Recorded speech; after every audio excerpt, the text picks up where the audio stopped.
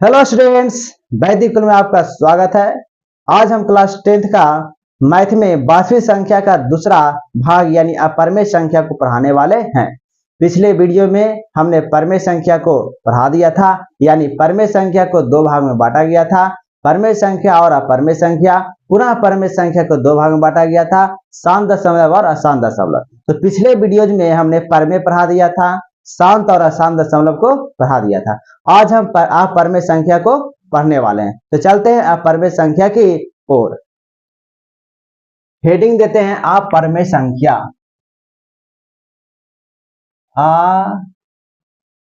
अपरिमेय संख्या, इसे इंग्लिश में बोलते हैं इरेशनल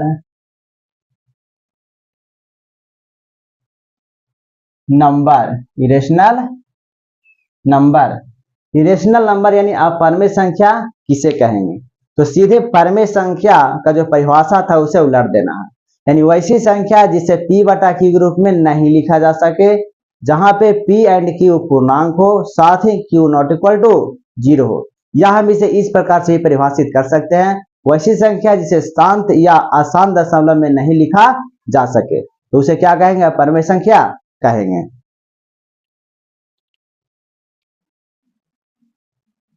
डेफिनेशन पहले लिख देते हैं। वैसी संख्या जिसे p बटा q के रूप में नहीं लिखा जा सके, जहां p एंड q एक पूर्णांक हो, और क्या होनी चाहिए? तो q नॉट इक्वल टू 0 हो, तो उसे अपरिमेय संख्या कहेंगे। दूसरा डेफिनेशन है, या अथवा में करके हम लिख सकते हैं, वैसी संख्या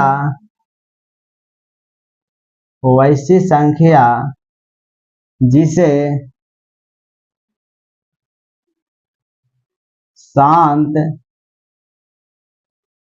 दशमलव या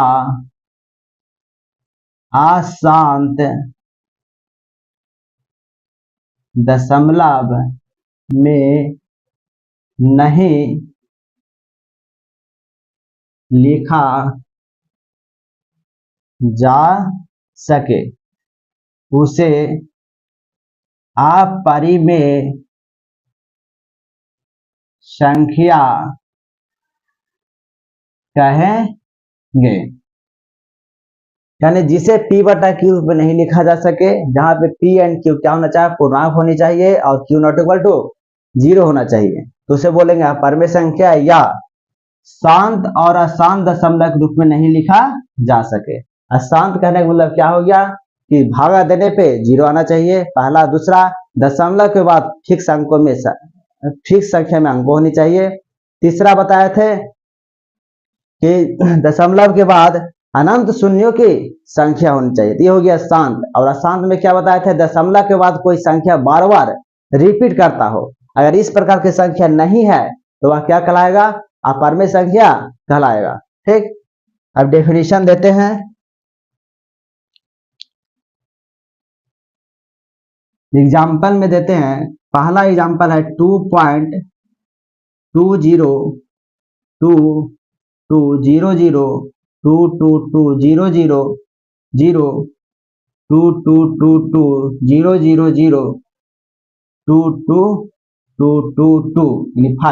डॉट डॉट डॉट।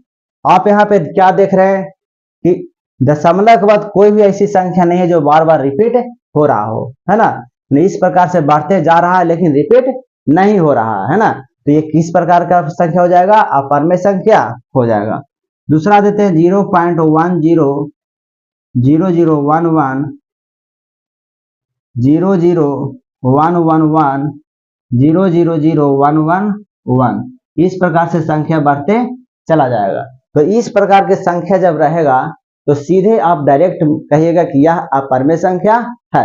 ये हो गया बिना रूट वाला, बिना रूट वाला। ये पहला एग्जांपल मान लेते हैं, ये दूसरा एग्जांपल। ये हो गया बिना रूट वाला, बिना रूट वाला। अब देखते हैं रूट वाला यदि रहेगा तो अपरमेय संख्या कैसे होगा। तो नोट करके आप लिखिए उसको, पहले नोट में करके इसे लिखिएगा।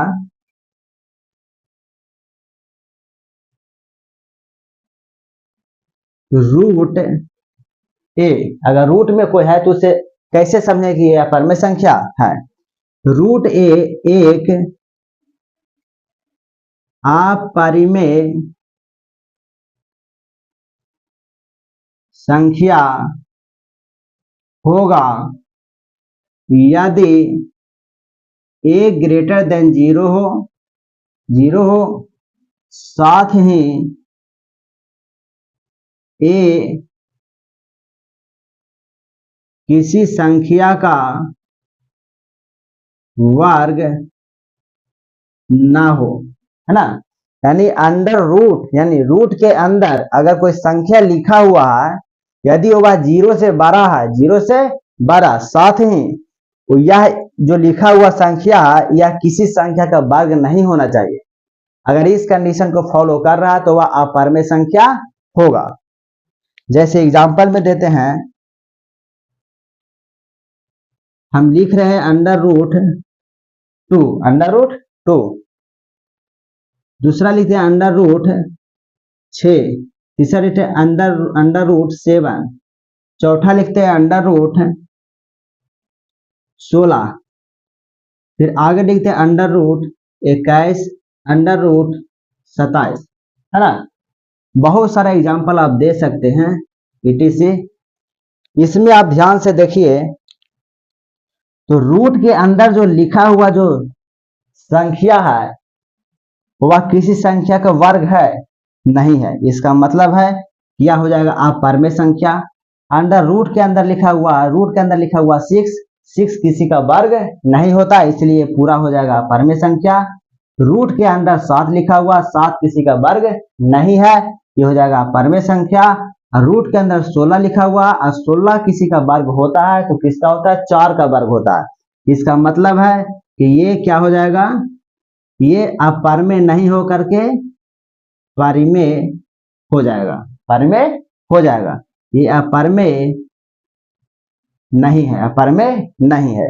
ये भी क्या हो जाएगा, अपरमेय हो जाएगा, ये भी अपरमेय हो जाएगा। ठीक, यानी रूट के अंदर 0 से अगर बड़ा लिखा हुआ, पहला कंडीशन। दूसरा, अगर जो संख्या लिखा हुआ रूट के अंदर वह किसी संख्या का वर्ग नहीं होना चाहिए, स्क्वायर नहीं होना चाहिए, तब जाकर के वह क्या कहलाएगा, तो अपरमेय संख्या कहलाएगा। ठीक, इसे आप स्क्रीनशॉट ले लें।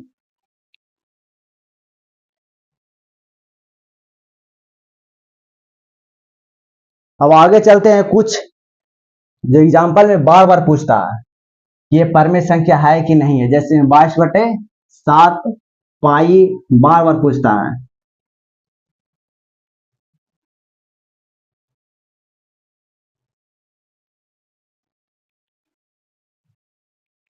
इसे भी नोट में करके लिख लेंगे।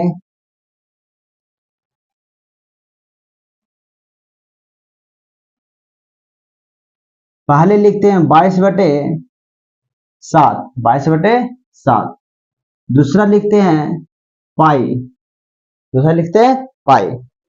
जब 22/7 को जब हम भागा देंगे तो ये आ जाएगा 3.142857 पेर एकरी। अब घर पे भागा देंगे आराम से बैठ के, यही आएगा। ठीक, दूसरा पाई का मान जो होता है वह 3.14159265 इस प्रकार से बढ़ते चला जाता है। इसमें कोई भी संख्या रिपीट नहीं होता है, कुछ भी आगे आ सकता है। आप भागा देंगे तो कुछ भी आगे आ सकता है। तो पाई का मान ये होता है, पाई का मान ये होता है, और 22/7 का मान ये होता है। ठीक, अब यहाँ पे ध्यान से देखिए, अगर हम आपसे पूछते हैं कि 22/7 जो है वो P/Q के रूप में लिखा हुआ है, तो ये क्या हो जाएगा? तो परमेय संख्या हो जाएगा। क्या हो जाएगा? परमेय संख्या हो जाएगा। अच्छा, दूसरा 22/7 का जो मान आया 3.142857 पे रेकरिंग है, और जहां पे रेकरिंग रहता है वो आसान दशमलव होता है, और आसान दशमलव किसका भाग है? तो परमेय का होता है। इसका मतलब है कि रेकरिंग से भी हम कह सकते हैं कि 22/7 है जो परमेय संख्या, सॉरी परमेय संख्या होता है, यानी 22/7 है जो P/Q के रूप में लिखा हुआ है, इसीलिए क्या हो गया? परमेय संख्या हो गया। ठीक, इसमें दशमलव के बाद कोई भी ऐसा संख्या नहीं जो रिपीट हो रहा है, कुछ भी आ रहा है, अनंत तक जा रहा है।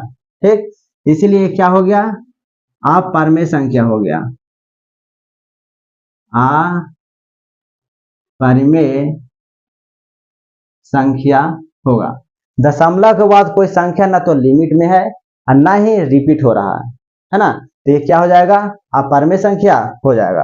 अच्छा, हम लोग क्या पढ़ते हैं? पाई का मान होता है जो 22/7 होता है, 22/7 होता है, जो गलत है। कैसे? तो पाई पाई क्या है? अपरमेय है, और 22/7 क्या है? परमेय है। यानी हम ये कह रहे हैं कि अपरमेय बराबर परमेय, ये कहना क्या है? गलत है। इसका मतलब पाई का मान कभी भी 22/7 के बराबर नहीं होता है। पाई का मान होता है पाई बराबर होता है पाई का मान होता है लगभग 22/7 के बराबर। पाई का जो मान होता है लगभग 22/7 के बराबर होता है। कैसे? तो पाई बराबर होता है 3.142857, और पाई का मान होता है 22/7 का मान होता है 3.142857, और पाई का मान होता है 3.14159265। लगभग मान क्या है? तो बराबर है, इसलिए हम अप्रोक्स लिखते हैं, लगभग में मान लिखते हैं। ठीक, इसे आप स्क्रीनशॉट ले लें। अब आगे चलते हैं। आप परमेय संख्या के कुछ गुण धर्म होते हैं जिससे एग्जाम में खूब क्वेश्चन पूछता है। तो अगला हेडिंग देंगे आप परमेय संख्या के गुण धर्म। गुण धर्म हेडिंग रहेगा आप परमेय संख्या, आप परमेय संख्या का गुण धर्म। पहला, किसी भी अपरमेय संख्या का नेगेटिव अपरमेय संख्या ही होता है। किसी भी अपरमेय संख्या का नेगेटिव अपरमेय होता है। एग्जाम्पल में √2 ये क्या है? तो अपरमेय संख्या। क्या है? अपरमेय संख्या। क्यों? क्योंकि रूट के अंदर जो लिखा हुआ वो किसी संख्या का स्क्वायर नहीं है, और साथ ही जो लिखा हुआ 0 से बड़ा भी है। ठीक, कह रहा है कि अपरमेय संख्या में अगर आप नेगेटिव दे देते हैं तो भी जो ये बना संख्या -√2 ये हो जाएगा अपरमेय संख्या। दूसरा, √3 लिखते हैं, ये है अपरमेय संख्या, इसके आगे माइनस देंगे तो भी क्या हो जाएगा? अपरमेय संख्या ही रहेगा। ठीक, √5 देते हैं, माइनस में √5 ये अपरमेय संख्या हो जाएगा। पाई क्या है? पाई अपरमेय संख्या है, लेकिन इसका नेगेटिव भी अगर लिखते हैं तो ये क्या रहेगा? अपरमेय संख्या ही रहेगा। यानी अपरमेय संख्या का नेगेटिव ही अपरमेय संख्या होता है। अब दूसरा एग्जांपल देते हैं, इसे ETC कर देते हैं, बहुत सारे एग्जांपल आप दे सकते हैं।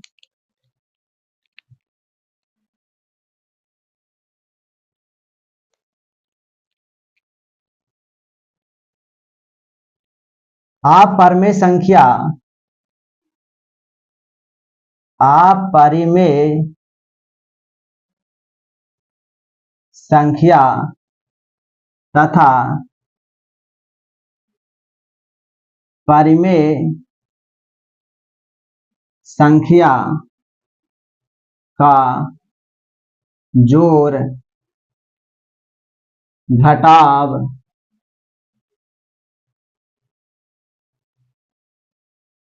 गुना और भाग करने पर हमेशा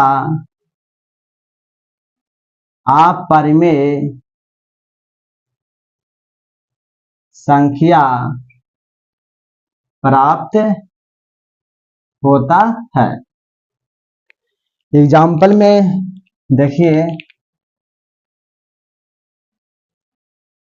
एग्जाम्पल में कह रहा है कि एक अपरिमेय संख्या लीजिए और एक अपरिमेय लीजिए और एक परिमेय लीजिए, दोनों को जोड़िए, चाहे घटाइए, चाहे गुना करिए, चाहे भाग करिए, जो रिजल्ट आएगा वो अपरिमेय ही आएगा।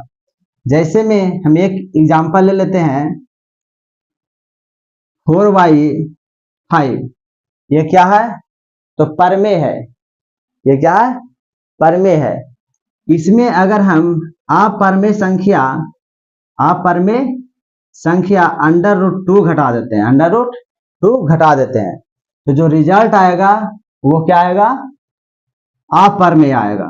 तो ये क्या हो जाएगा? अपरिमेय हो जाएगा। दूसरा लेते हैं 5/4 प्लस √2, ये है परिमेय संख्या, ये है अपरिमेय संख्या, दोनों को जोड़ दिए हैं, जो रिजल्ट आएगा वो क्या आएगा? अपरिमेय आएगा। तीसरा ले लेते हैं गुना करने वाला, तो 5/4 गुना √2, ये जो रिजल्ट आएगा वो क्या आएगा? अपरिमेय संख्या आएगा। ठीक। चौथा ले लेते हैं भाग वाला, 5 लिखते हैं √5, ये है अपरिमेय संख्या, हम उसको परिमेय से भाग दे रहे हैं, ये जो रिजल्ट आया √5/2, ये क्या कहलाएगा? अपरिमेय संख्या कहलाएगा। पांचवा एग्जाम्पल देते हैं 2√2, ये परिमेय है कि अपरिमेय है? तो ध्यान से देखिए, ये परिमेय है और गुना अपरिमेय है। परिमेय और अपरिमेय को जब गुना करते हैं तो क्या आता है? अपरिमेय आता है। इसका मतलब है कि ये जो है ये अपरिमेय हो जाएगा। इस प्रकार से हम बहुत सारे एग्जाम्पल दे सकते हैं। ठीक। अगला गुणधर्म है, यानी तीसरा गुणधर्म,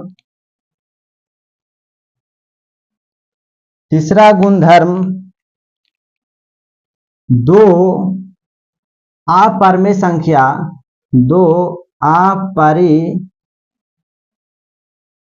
संख्या का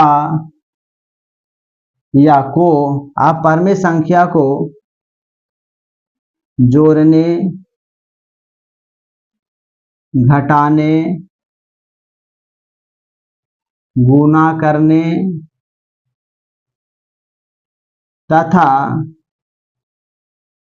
भाग करने पर अपरिमेय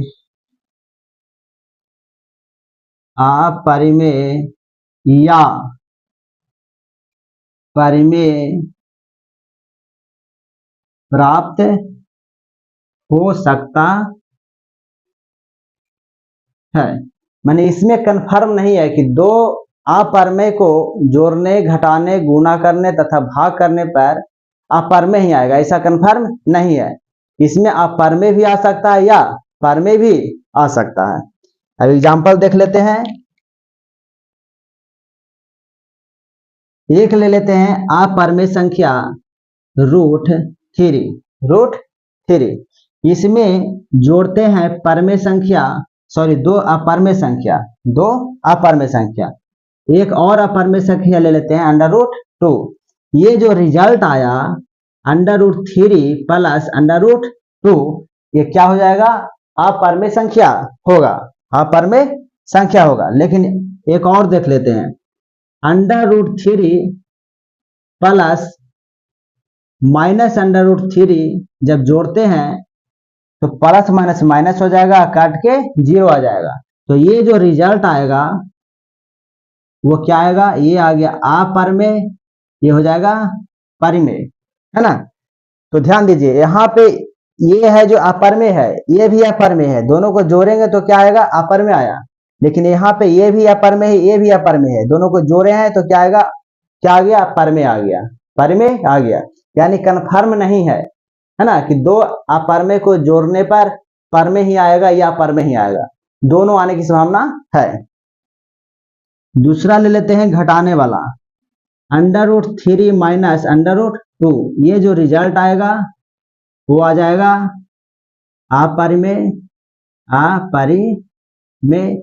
और √3 माइनस √3, ये दोनों अपरमेय को क्या किए हैं, घटा दिए हैं, दोनों अपरमेय को घटाए हैं, काट के क्या आ जाएगा, 0, और 0 क्या होता है, तो परिमेय हो जाएगा, परिमेय हो जाएगा। यानी जोड़ने पे परमेय अपरमेय दोनों आ रहा है, घटाने पर भी परमेय अपरमेय दोनों आ रहा है। अब आते हैं गुना करने पे, √3 गुना √2 को गुना करेंगे तो आएगा √6, और √6 क्या हो जाएगा, तो अपरमेय हो जाएगा, अपरमेय हो जाएगा। अब आगे लिखते हैं √3 गुना 2√3 को जब गुना करें, ये भी अपरमेय है, ये भी अपरमेय है, दो अपरमेय को जब गुना कर रहे हैं तो यहाँ 2 हो जाएगा। अब √3 गुने √3 गुना करेंगे तो 3 हो जाएगा, 3 दूना 6 हो गया, तो ये 6 क्या हो गया, तो परमेय हो गया, परमेय हो गया, ठीक है ना। तो दो अपरमेय को गुना करने पे यहाँ अपरमेय आ रहा है, यहाँ दो अपरमेय को गुना करने पे परमेय आ रहा है, यानी गुना करने पर भी परमेय और परमेय की संभावना है। चौथा भाग वाला देख लेते हैं, √3 बटा √2 दोनों अपरमेय है, भागा दिए तो क्या आएगा रिजल्ट, ये हो जाएगा अपरमेय, √3 बटा 2√3 ये कट जाएगा तो आ जाएगा 1/2, ये क्या हो गया, परमेय हो गया, है ना। ये अपरमेय है, ये भी अपरमेय है, दोनों को भागा कर रहे हैं तो परमेय आ रहा है ना। यानी दो अपरमेय लेने पर उसे जोड़ने घटाने गुना करने पे परमेय और अपरमेय भी आ सकता है, ठीक, इसे आप स्क्रीनशॉट ले लें।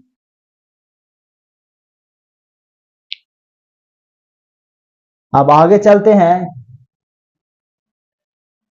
चौथा नंबर यानी चौथा गुणधर्म जो अपरमेय से संबंधित नहीं है, परमेय से संबंधित है।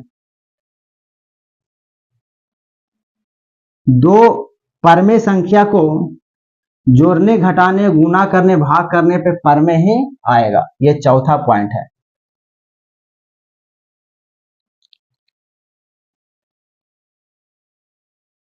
दो परमेय संख्या को जोड़ने घटाने गुना करने, जोड़ने घटाने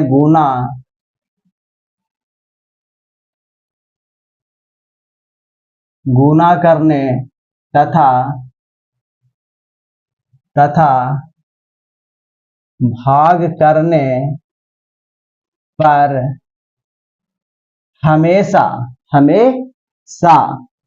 परमेय ही आएगा, इसमें अपरमेय आने की संभावना नहीं है। लेकिन आप दो अपरमेय को जोड़ने घटाने गुना भागा करने पे परमेय अपरमेय दोनों की संभावना है, लेकिन दो परमेय को लेने पे जोड़ने घटाने गुना भागा करने पे केवल परमेय की ही संभावना बनेगी। एग्जाम्पल, पहला परमेय ले लेते हैं, परमेय संख्या ले लेते हैं 3/2, इसमें 1/2 को जोड़ते हैं, ये भी परमेय है, ये भी परमेय है, दोनों परमेय को जोड़ते हैं तो कितना आएगा, तो 2 एलसीएम हो जाएगा, यानी डायरेक्ट हम लिख देते हैं ना, आप जोड़ के देख लीजिएगा। ये जो रिजल्ट आएगा वो परमेय का आएगा, परमेय का आएगा। अब लेते हैं 3/2, दोनों को घटा देते हैं, यानी दोनों परमेय संख्या को घटाएंगे तो भी परमेय ही रिजल्ट आएगा। तीसरा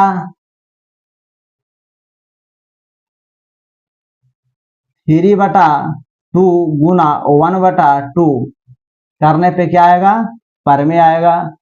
चौथा 3/2 भागा 1/2 करेंगे तो क्या रिजल्ट आएगा, परमेय ही आएगा, है ना। यानी 2 परमेय को जोड़ने पर परमेय आएगा, 2 परमेय को घटाने पर भी परमेय आएगा, और 2 परमेय को गुना करने पे परमेय ही आएगा, और 2 परमेय के भाग देने पे परमेय ही आएगा। इस प्रकार से बहुत सारे एग्जाम्पल आप लिख सकते हैं। इसे आप स्क्रीनशॉट ले लीजिए। उम्मीद करता हूं कि आज जितना भी आप परमेय संख्या बताए हैं उन सारे चीजों को आप अच्छे से समझ गए होंगे। इस वीडियो को देखने के लिए थैंक यू, धन्यवाद।